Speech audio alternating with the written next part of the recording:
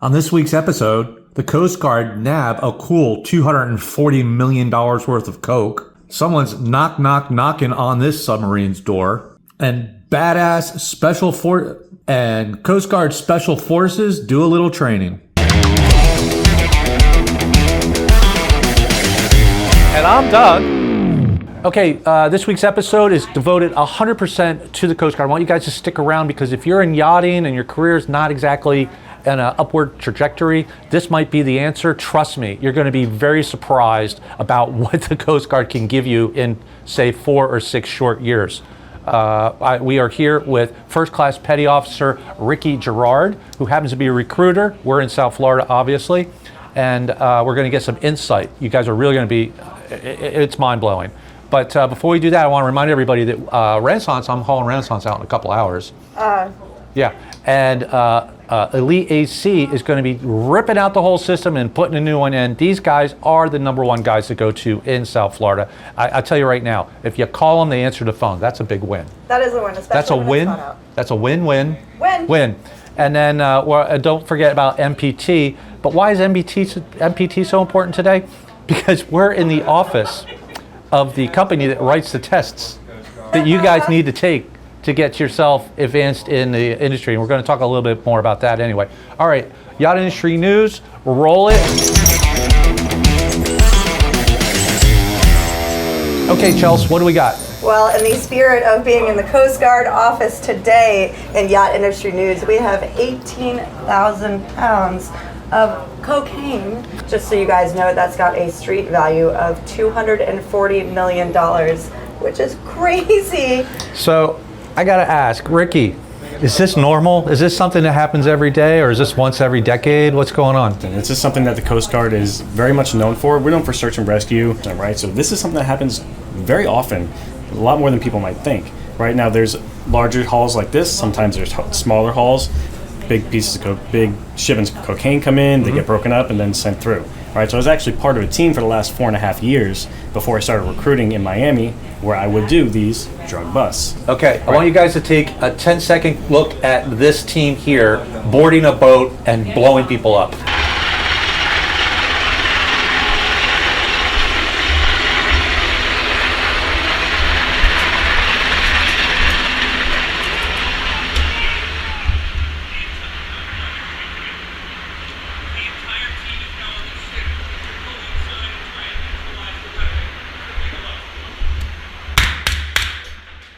So, Ricky, in that video, it's these guys are dressed to the hilt.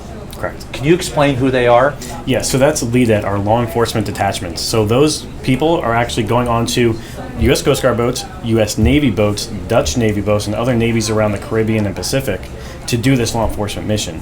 So if the U.S. Navy cannot perform law enforcement statutorily through our Constitution, they cannot perform law enforcement, the U.S. Coast Guard can. So what happens when a drug boat goes by a U.S. Navy boat? You bring a coastie in. They wave at them and call us, right? That's what they do. But these guys are dressed like special ops, like badass guys. They're about 22 years old, Yep. and they're absolutely insane, and they seem to love their job. Is this something that if you join the Coast Guard, you could actually eventually get into? Absolutely, yeah. And this is a team that deploys on those boats as well. So we do have Coast Guard teams that go on Navy boats to perform these missions, right? So that's what these guys are. You don't have to be on a LEDET to be able to do that job. I was not on a LEDET. I was on a ship, and I was qualified as a pursuit coxswain, which means we're the ones that are going out there, driving by, shooting the drug runners' engines out, and stealing their drugs. So if you get in the Coast Guard, you can basically, in a short amount of time, become LEDET through your small boat operation or your boarding team. So you can go to a LEDET. That's a specific unit. Okay. Right? So it's a specific unit in the Coast Guard is LEDET. They do specialized law enforcement, but you can be at other units and still do that same job. Like a bosun's mate. Like a bosun's Like mate. you. Like me. Yeah. And then you have the ultra high level, which is MSRT. Now these guys jump out of freaking planes and they land in the water like Navy SEALs. This is insane. So MSRT is our Maritime Safety Response Team. So when you're thinking about special forces in the military, this is our version of that special forces. They are trained in Camp Lejeune, North Carolina, on a Marine Corps base by ex-special forces. That's their whole job. So they're anti-terrorism. Their main job, Anti-terrorism. Yeah. So you have somebody That is so cool. you have somebody that takes over a vessel, a large vessel that they need to get those terrorists cleared out of there. Coast Guard, MSRT are the ones they're going to be calling out. So the Coast Guard has taken on a lot more roles since September 11th. Correct. Everybody one day woke up and said, "Oh, who's watching this big, happy, dumb country?" Oh, it's the Coast Guard. Oh, well, wait a minute. They don't have any money. Then all of a sudden, they threw you all this stuff, and the whole Coast Guard has changed a bit. When you see the old Coast Guard, a guy mopping a floor or something, no. These guys have M16s, they have night vision, they're jumping out of helicopters. They are the #1 frontline defense for the United States. Absolutely, completely agreed with that. And it's the more funding that the Coast Guard can get, the better, because our whole thing is Semper Paratus, right? Always ready. Always ready. All right, we have 42,000 active members in the United States Coast Guard. To put that in perspective, New York City Police Department has over 50,000. So we have to do more for less. More for less. Semper Gumby, always flexible, right? So you had a question about a narco sub. Oh my God, I saw this video and it's got to be the coolest video I've ever seen of Coast Guard. This guy jumps off of the boat. We actually have a clip of it. Georgia, okay. roll the clip of the narco sub.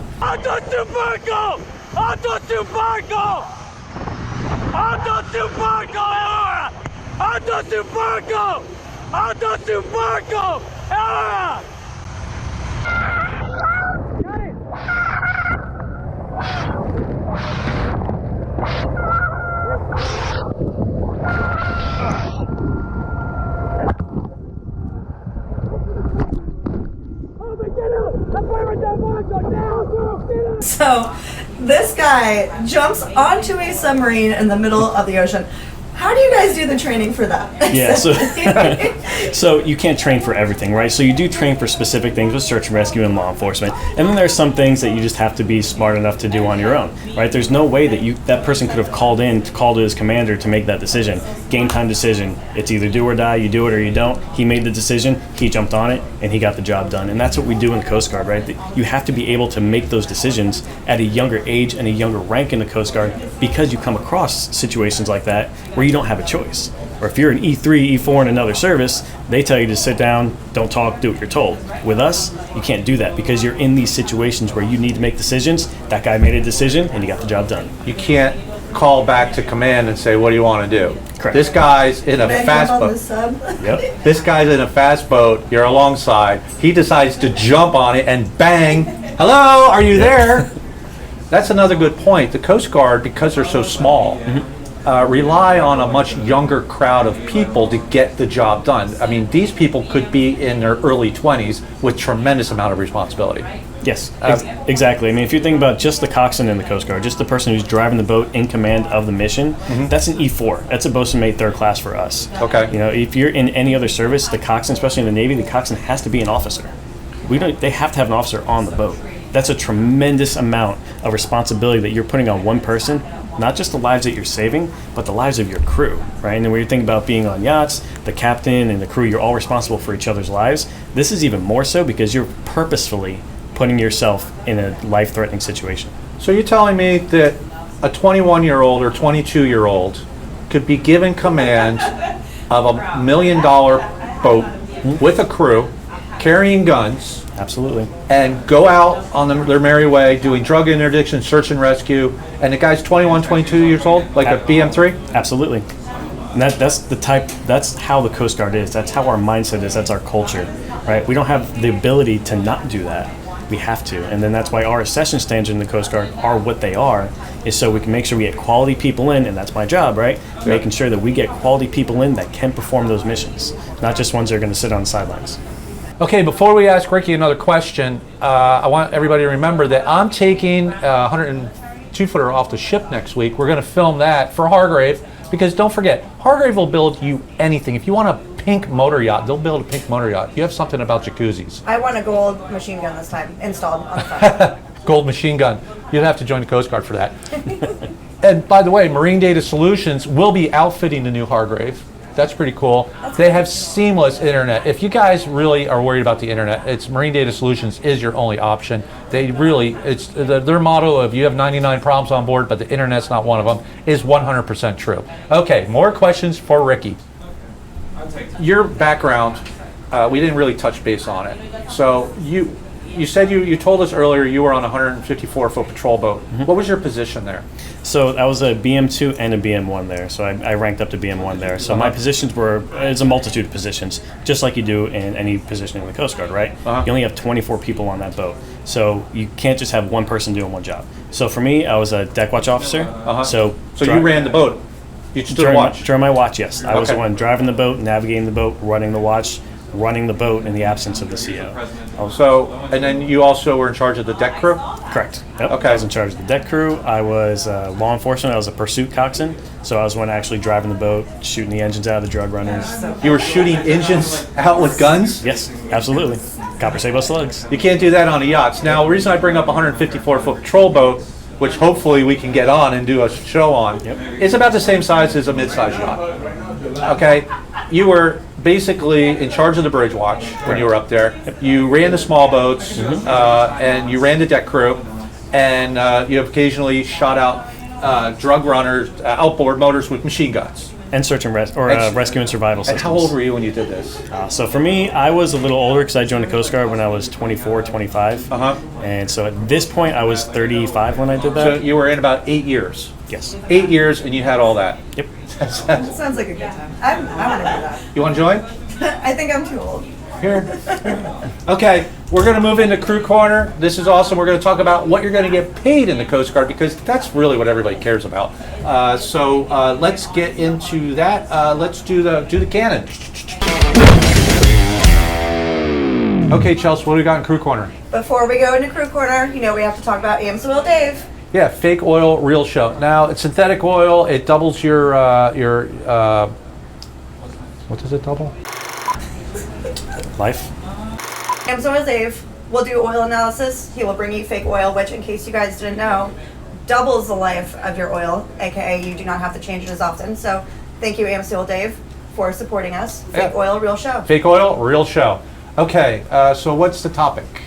I think the thing everybody wants to talk about, especially me, money. Let's look. So we have a yacht crew member who's like, maybe I should join the Coast Guard. What can he expect when he joins? Okay, so let's play a scenario. We'll say that this guy wants to join and he gets stationed in Miami, right? Nice. So we'll talk about you get in as an E2, maybe an E3 because you have yachting experience, right? That can bump you up in your pay when you first get in. Okay. So he's making about $2,260 a month in base pay. Now your base pay is your taxable income, right? Just like any other paycheck you get your money, Uncle Sam takes his cut, and then you get the rest. How do you live on $2,200 a month? That's the great thing is you don't have to live on just that because you also have something called BAH, Basic Allowance for Housing. So that depends on where you live. It can be a little less, a little more. They give you money to go get an apartment? An apartment, a house, whatever you want to spend it on to live, you get money. So in Miami, what's that, a couple more? So if you're an E3, if you just get in, it's around just under $3,000 a month. $3,000? $3,000. Okay. Just for your house, and that is non-taxable. Okay. And that is money. If you spend $2,000 on an apartment, right? You spend $2,000 on an apartment. Where's the other $1,000 go? Well, you get a roommate with another guy in the Coast Guard. There you go. So you're up to $5,200. Is there anything else? There is actually BAS. It's Basic Allowance for Sustenance. So you also get food money. Wait. Wait a minute. They're giving you money to go get an apartment. Now they're giving you money to go buy food. Exactly. Even though you're not on the base. Even though you're not on the base. You're out partying. Okay, how much is that? So that's $450 a month. Right. And then that's another great thing about that is non-taxable as well. So when you're talking about these allowances, BAH and BAS, right? That's non-taxable. As far as Uncle Sam is concerned, you didn't make that money. That's not putting you up in a tax bracket. This wasn't this way when I was in. And think about this. This is just starting out. Wait a minute. So I got $5,650. You just get in. Just for getting in. And then got bonuses on top of that. Bonuses to join. Bonuses to join. Okay. Well, how much are those? So we have a couple different bonus packages, right? So we can get up to $75,000 for enlisting into the Coast Guard. Wait, what?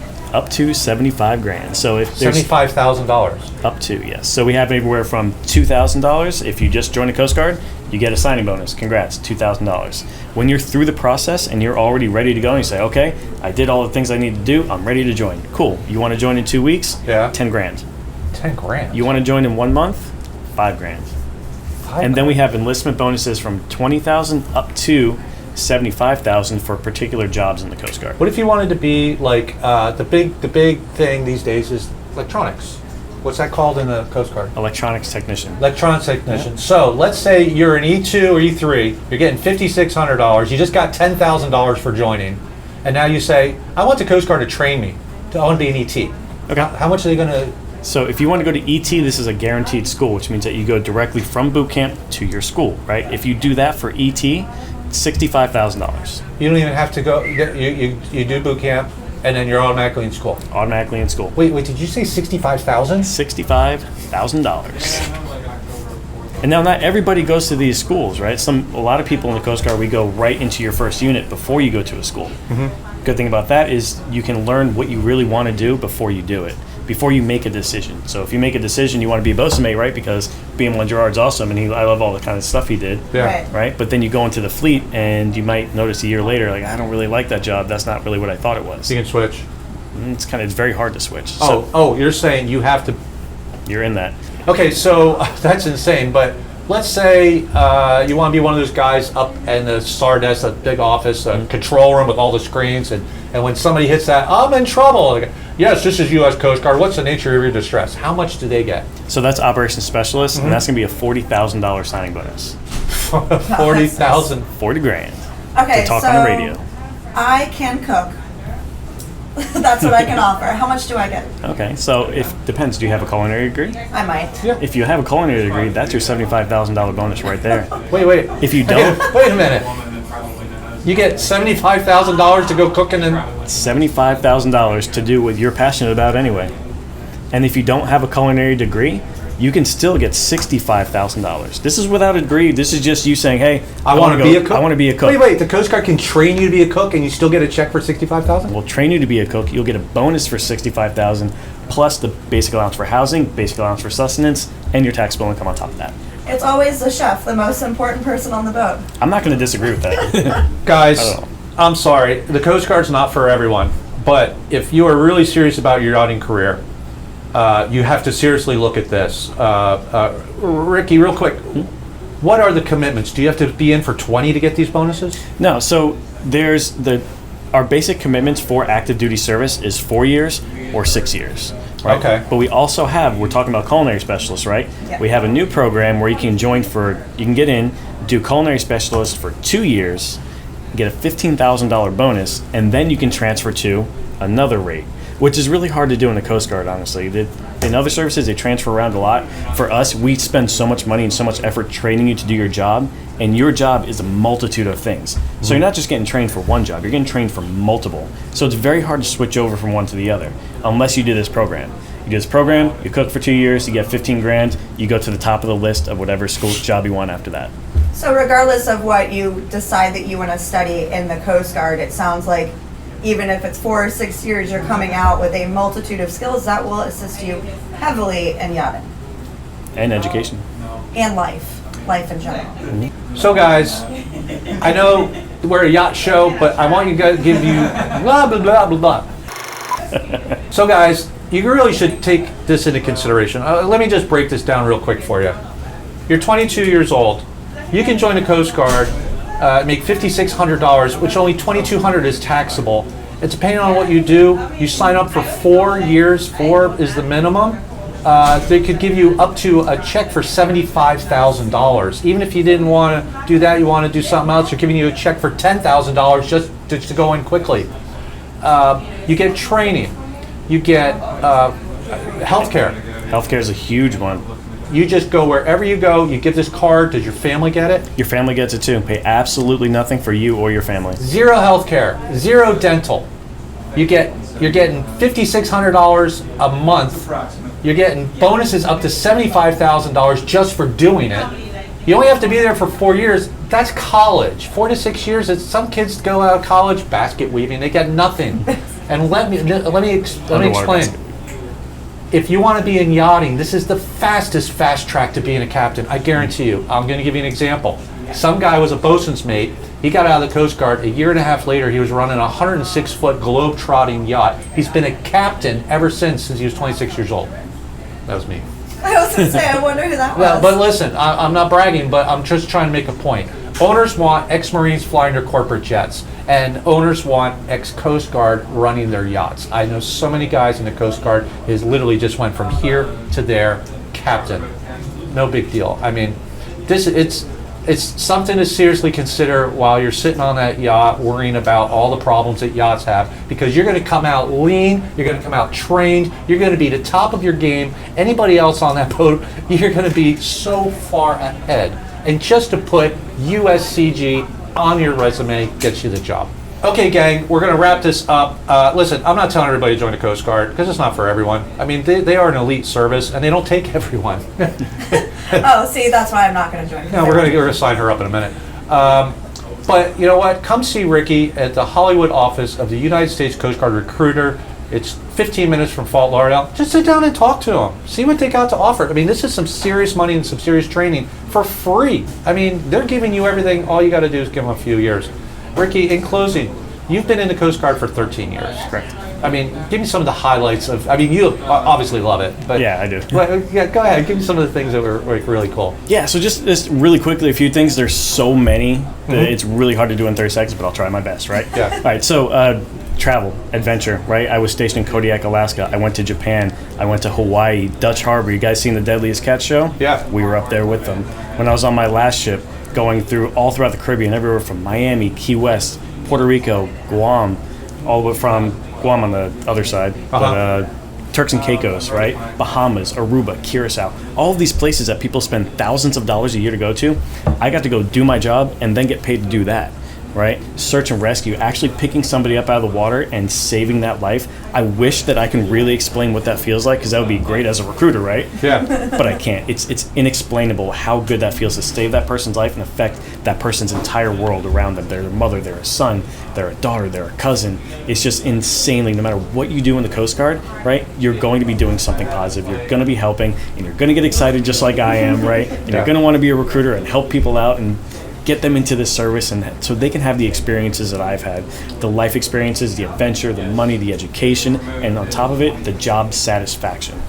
That is what's huge. But you can't party in the Coast Guard, can you? Oh, you can. You ever heard of Drink Like a Sailor? Drink like a sailor? Yeah, we're sailors. Because the Coast Guard are a bunch of sailors, for sure. I mean, anyway, listen, I'm Doug. I'm Chelsea. Thank you so much for this. Thank you, guys. I hope Thank you, somebody guys. actually calls Ricky or stops by just to check it out. I mean, we're not telling you to do anything. Just He's got cool stuff on his He's got walls. You guys should definitely at least come say hi. thank you, sir. Thank you, Doug. Appreciate Yeah. it. Thank you. I'm you. Doug, I'm Chelsea. and we'll see you guys next week.